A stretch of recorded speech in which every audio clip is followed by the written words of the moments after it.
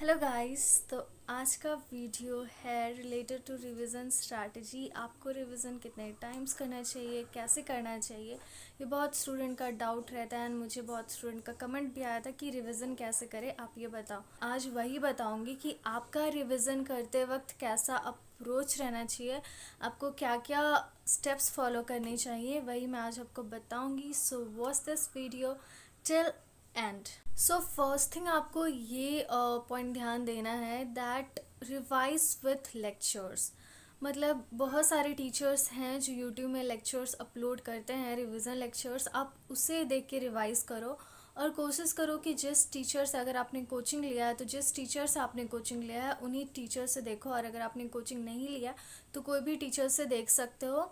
आपको ऐसा, मतलब मैं क्यों बोल रही हूँ कि रिवीजन लेक्चर से रिवाइज करो, क्योंकि इससे क्या होता है ना, इससे आप खुद से, अगर खुद से रिवाइज करोगे तो आपको जितना समय लगेगा उससे कम समय लगेगा अगर आप कोई टीचर का लेक्चर्स देख के रिवाइज कर रहे हो, और आपको वो ज़्यादा हेल्पफुल रहेगा। और अगर थ्योरी सब्जेक्ट रिवाइज कर रहे हो तो उन टीचर के साथ आप भी रिपीट करो, तो आपका रिवीजन बहुत इफ़ेक्टिव होगा। और अगर आपको कुछ पॉइंट रिकॉल नहीं हो रहा है तो वो पॉइंट आप मार्क करो अपने बुक पे, या कॉपी या नोट्स कॉपी, जहाँ भी आपने नोट्स बनाया है या बुक में कहीं भी आप मार्क करो। और अगर वो प्रैक्टिकल सब्जेक्ट है तो कोशिश करो कि आप उन्हीं के साथ सॉल्व करो, और जो भी इम्पॉर्टेंट पॉइंट्स है जिससे आपका कंसेप्ट या आपका प्रॉब्लम सॉल्व हो सकता है, वो पॉइंट्स भी आप नोट डाउन करो। तो आप रिवीजन लेक्चर्स देख के रिवाइज करो, उससे आपका इफ़ेक्टिव रिवीजन होगा और टाइम भी कम लगेगा रिवाइज करने के लिए। The next thing is that कि अगर आप थ्योरी सब्जेक्ट रिवाइज कर रहे हो तो आप बुक को देख के ही मतलब मत रिवाइज करो। आप अपना आंख बंद कर लो और आप रिकॉल करो कि क्या क्या पॉइंट है। कोई डेफिनेशन है तो क्या डेफिनेशन था उसका, या अगर किसी का फीचर्स है, एडवांटेज है, या एनीथिंग, क्या क्या ऑब्जेक्टिव्स है, कुछ भी है, तो उसको आप खुद से रिकॉल करो। बुक में मत देखो, आप रिकॉल करो कि क्या क्या उसका पॉइंट है। उसके बाद फिर देखो कि हाँ आपने सही मतलब पॉइंट रिकॉल किया है या नहीं। सही किया तो ठीक है, और नहीं किया तो उसे आप टिक करते जाओ या स्टार मार्क देते जाओ, जिससे आपको पता चले कि कौन सा पॉइंट है जो जिसमें आप हमेशा अटकते हो, या कौन सा पॉइंट है जो आपको याद नहीं रहता, उस पर आप ज़्यादा फोकस करोगे और याद रहेगा। लेकिन आप अगर बुक ही को देख देख के आप रिवाइज करोगे तो आपको लगेगा कि आपको सब पॉइंट याद है, लेकिन ऐसा होगा कि एग्ज़ाम टाइम आपको कुछ रिकॉल नहीं आएगा, या आपको जब क्वेश्चन सॉल्व करना रहेगा तो आपको कुछ रिकॉल नहीं आएगा। तो ये माइंड में रखना है कि आप जब भी रिवाइज करो, आप बिना देखे सारा पॉइंट्स एक बार रिकॉल करो। वो चैप्टर में कितने पॉइंट्स थे या वो कंसेप्ट में क्या क्या दिया हुआ है, आप सब खुद से रिकॉल करो, ठीक है। तभी आप अच्छा कर पाओगे और आपको एग्ज़ाम में भी याद रहेगा, क्योंकि आप बार बार रिकॉल करके उसका प्रैक्टिस कर चुके हो, तो आपको एग्ज़ाम में भी जल्दी रिकॉल करने में हेल्पफुल होगा और आपको याद आ जाएगा कि हाँ वो पॉइंट क्या था। And for practical subjects, solve different types of questions. And अगर जो सेम टाइप के क्वेश्चंस है उन्हें अवॉइड करो। मतलब सब कुछ सेम है, कुछ भी चीज़ चेंजेस नहीं है, तो उसे अवॉइड करो। और जितने different different types of question है उसे सॉल्व करो। और जो भी इम्पोर्टेंट पॉइंट है जो आपको कंसेप्ट सॉल्व करने में हेल्प करता है, या जो भी इम्पोर्टेंट कंसेप्ट्स है, सबको आप मार्क करो, और इम्पॉर्टेंट एडजस्टमेंट भी आप मार्क करो। और रिवीजन ही टाइम आप जितने इम्पॉर्टेंट जो क्वेश्चंस है ना, उन पे मार्क करके टिक करके इम्पॉर्टेंट लिख देना, ताकि एग्ज़ाम टाइम आप वो क्वेश्चन ज़रूर सॉल्व करो।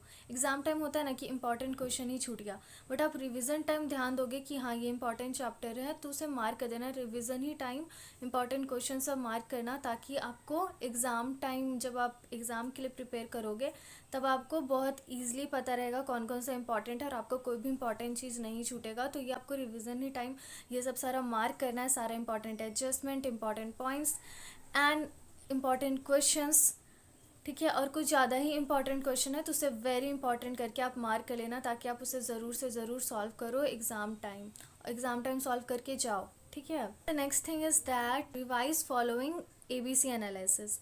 एबीसी एनालिसिस मतलब जो भी ए कैटेगरी के चैप्टर पहले रिवाइज करो, फिर जो बी कैटेगरी के चैप्टर है, फिर जो सी है उसे।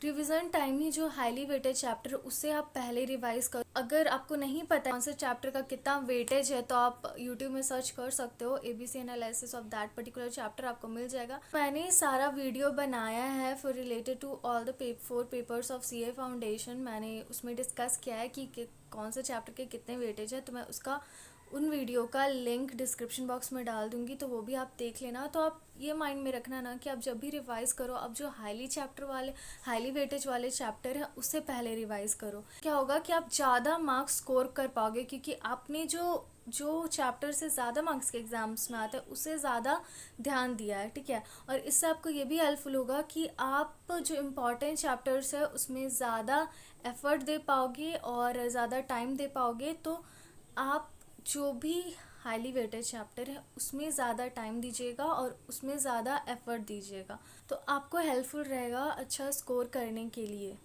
ऐसा नहीं होना चाहिए ना कि आप जिस चैप्टर पे ज़्यादा एफर्ट या ज़्यादा टाइम दे रहे हो रिवाइज़ करने के लिए, उसका वेटेज ही एग्ज़ाम में कम है, तो आपको कुछ बेनिफिट नहीं होगा। तो इसलिए आप जो मतलब रिवाइज़ करिए फॉलोइंग अ सिस्टम, ठीक है।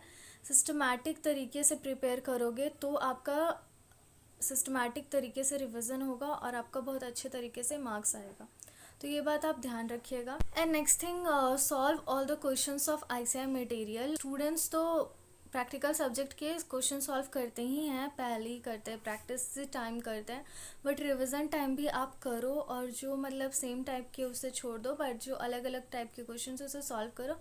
और थ्योरी तो पक्का आप रिवाइज करो, थ्योरी का क्वेश्चंस आप ICI मटेरियल से ज़रूर सॉल्व करो, क्योंकि आप प्रिपेयर करते टाइम शायद नहीं सॉल्व कर किए हो, तो आप रिवीजन करते टाइम ज़रूर उसे सॉल्व करो और वो भी लिख के सॉल्व करो। सिर्फ क्वेश्चन पढ़ के अपने माइंड में हाँ ये आंसर होगा वैसा नहीं, उसे आप लिख के एक बार प्रैक्टिस करो। एंड नेक्स्ट थिंग इस क्वेश्चन बहुत लेंदी आता है, आपको पता ही है, तो आपको क्या करना है, आपको अपना रिवीजन ही टाइम आपको प्रैक्टिस करना है। 3 आवर्स का अलार्म सेट करना है और ICI का previous year questions, MTP RTP जो भी है, ठीक है, ICI के वेबसाइट में आपको अवेलेबल मिल जाएगा, आप उससे प्रैक्टिस करो। 3 आवर्स अलार्म सेट करके प्रैक्टिस करो, ठीक है। तो आप ये सब चीज़ रिवीजन ही करते टाइम ये सब चीज़ भी करो, ठीक है।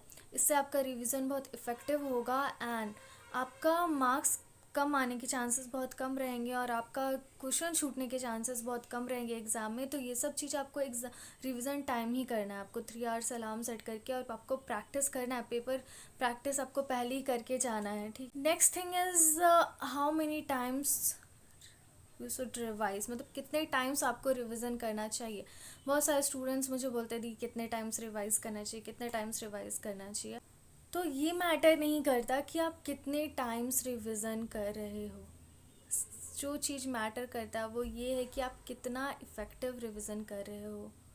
कोई बच्चा 3-4 बार भी रिवीजन करके कोई चीज़ या कोई कंसेप्ट रिकॉल नहीं कर पाता अगर उससे कुछ पूछा जाए तो, और वही अगर एक बच्चा एक ही बार रिवीजन किया पर भी वो कुछ भी पूछो उसको आ जाएगा, ठीक है। तो आपको कैसा रिवीजन करना चाहिए, आपको ये नहीं देखना चाहिए कि आप कितने टाइम्स रिवीजन कर रहे हो, आपको ये देखना चाहिए कि आप कितने इफ़ेक्टिव रिवीजन कर रहे हो। अगर आप एक बार भी रिवाइज़ कर रहे हो तो ऐसा रिवाइज़ करो ना कि एग्ज़ाम में कुछ भी क्वेश्चन आए, एग्ज़ाम में जो भी क्वेश्चन आए आप उसका आंसर बता पाओ, या आपसे कोई टीचर कुछ क्वेश्चन पूछते आप उसका आंसर बता पाओ। तो ऐसा रिवाइज़ करो, ना कि हम 4-5 टाइम्स रिवाइज़ कर रहे और हमें कुछ याद नहीं है, वैसा नहीं। एक ही बार रिवाइज़ करो, बट ऐसा रिवाइज़ करो कि कभी भूलो ना और आपको अच्छा से सारा कुछ आए, पूरा ध्यान लगा के पूरा एक इफ़ेक्टिव तरीके से उसे याद करो। सो आई होप आपको रिवीजन को लेके जितना डाउट्स रहता है कि कैसे रिवाइज़ करना चाहिए, कितने टाइम्स करना चाहिए, क्या क्या हमारा स्टेप्स होना चाहिए, ये सब जितने भी डाउट्स है वो क्लियर हो गए होंगे। और अगर और कोई डाउट्स है तो you can comment below or you can also DM me on Instagram. My Instagram handle is sun_ras. And till then, stay happy, stay updated, and bye bye.